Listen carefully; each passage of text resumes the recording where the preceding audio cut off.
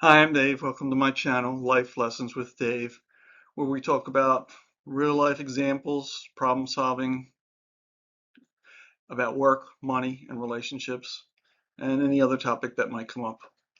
I'm 63 years old, so I've been through a lot of things, done a lot of things, made a lot of mistakes, and I think sharing some of those may be helpful to people who haven't experienced them yet.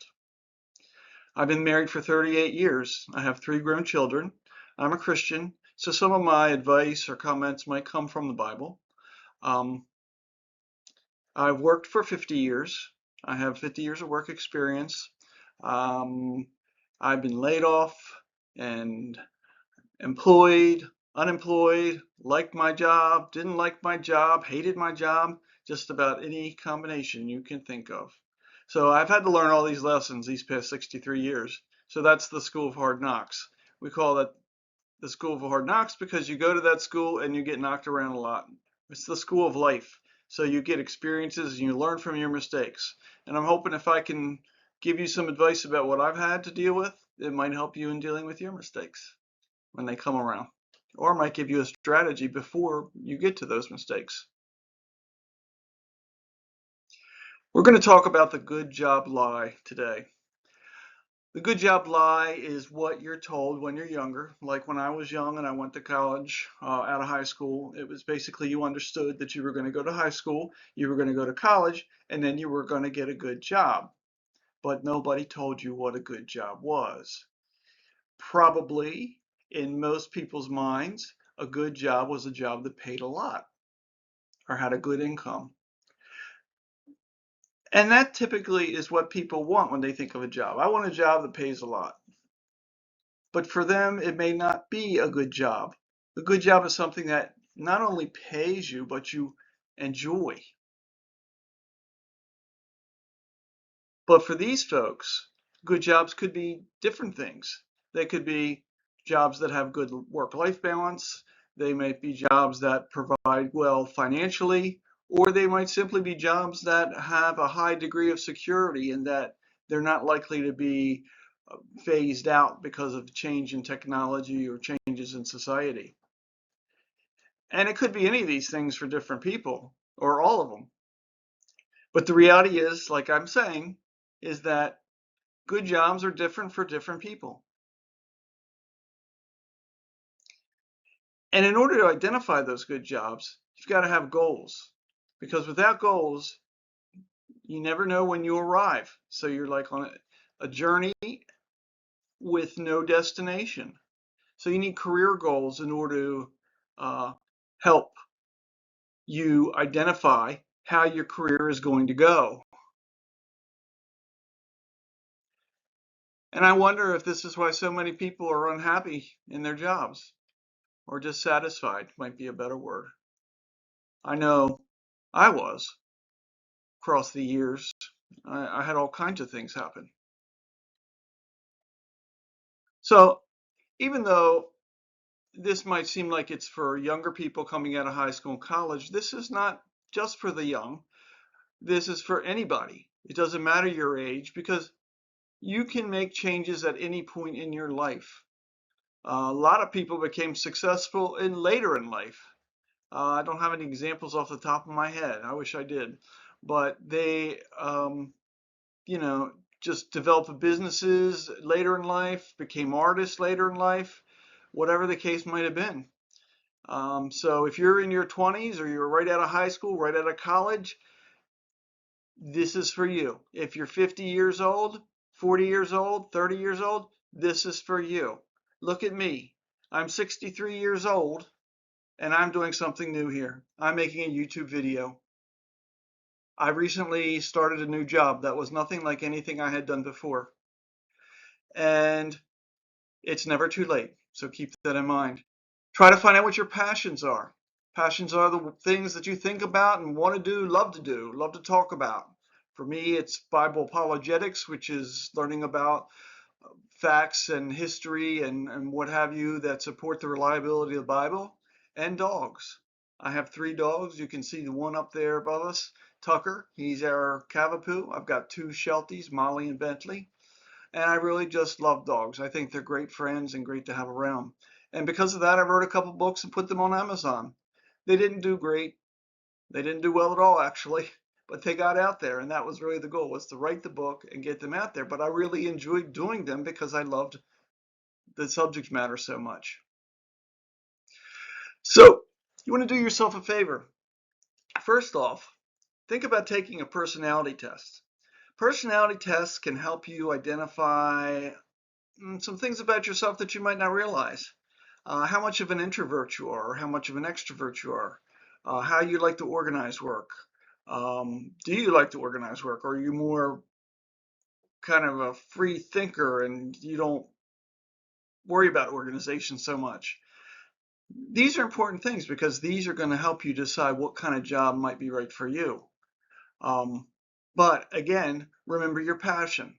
Now, sometimes your passion won't let you have a job that pays well. Maybe you're a amateur artist and that is your passion, but you'd like to do that full time, and that might not happen right now. But maybe you can start an Etsy store, or maybe you can go to craft shows and sell your art and start building up having that passion be your full-time job. So look at those personality tests and see what kind of work might fit you beyond your passion. Identify your goals. If you don't have a goal, then you don't know where you're going. It's important to know where you want to be. Do you want to be the president of a company? Do you want your own company to be president of? Do you want to retire at age 30? What are your goals? And research. There's so much information on the internet today, and even just on YouTube, about different jobs, jobs you've never even heard of in some cases. I'd like to do a show on that. Um, but in any field, there are all these little jobs that you've never even heard of and maybe never even thought of. And I think it's important that people know what are the options out there, because that's the only way they're going to be able to clearly identify goals. Plus, when you see these people, hopefully they're going to express to you their frustrations about the job and what works well in the job, what they like. So, a few final things here. When you get a job offer, they're going to talk to you about your salary, your vacation time, and if there's any remote work. And this is a time to negotiate these things. And in addition to these three things, you want to talk about anything else that you can think of, because when they're there negotiating, that's when you need to make the deal. Because once they've got you hired and in your office, there won't be any more negotiations. Maybe later on during a review or something, but you've made your deal, and you're there for however long you're going to be there with that deal. I'm not saying your salary won't go up, maybe your vacation time will go up, but for the most part, what you start out as is going to determine where you end up as. So the more vacation time you start out with, the more you're going to end up with. The more salary you start out with, the more you're going to end up with, generally speaking. But remember, workplaces will often tell you that you are part of their family.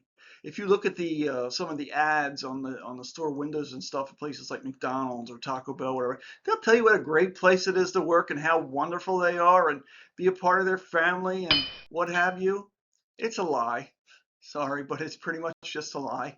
They just want to get you in there. And once you're in there and they've got you working, you got to remember to take care of yourself, because they're going to take care of themselves. Take care of yourself by um, staying healthy, investing in yourself, learning new skills, so that when you go for your next job, you're going to be a better employee, a better person than you were in this job, hopefully. But remember again, when they let you go, it's not anything personal, generally speaking, unless you really did something outlandish. When they got to cut the bottom line, they're going to be cutting people. And people are just commodities to them. And you're a commodity. One day you'll come into work, call you into the office and say, oh, I'm sorry, we're going to have to let you go because of this, that, and the other. And then you're going to be out on your own. You're going to be unemployed and looking for a job. Sometimes you can see these things coming, so keep your eyes open. But a lot of times you can't because they keep it very quiet. So remember, figure out what your good job is. Figure out what your passions are. Figure out what your goals are. Determine them. Write them down. There's a good book that I've read. All it takes is a goal. This fella really lays it out. And this is a Amazon affiliate link I'm going to have in the comments. So if you make a purchase through the link, may get a small commission at no extra cost to you. I found this book to be pretty helpful. It helps you to identify your goals and to break them down in such a way that you are moving towards the goals and you can see the progress that you're making. It really is helpful. Invest in yourself. There's plenty of training out there today. There's free training on YouTube. There's sites like Udemy and Coursera that you can go and learn all kinds of software. You can learn how to program. You can learn how to manage projects. You can learn how to use agile development. You can learn just about any software that you care to. Invest in yourself. Take the time to make yourself better. So going forward, you're going to have more to work with. And finally, remember to take care of yourself. No job is worth your health or your family. Your family and your health need to come first. You can always find another job, but you don't want to have to be replacing your health, which may not be replaceable, or your family, which is not replaceable. Put the effort into those things too. Don't forget. Don't become a workaholic and forget about your family. Okay? So please remember to subscribe if you like this kind of material, if you like this talk, and then click the like button, please. And also, please leave a comment and tell me about yourself, your age, what topics you'd like to hear, any experiences you've had related to maybe what I just talked about or other experiences you want to talk about, and any questions you might have on the items that I've talked about. Okay? So we'll see you next time. In the meantime, God bless and be safe.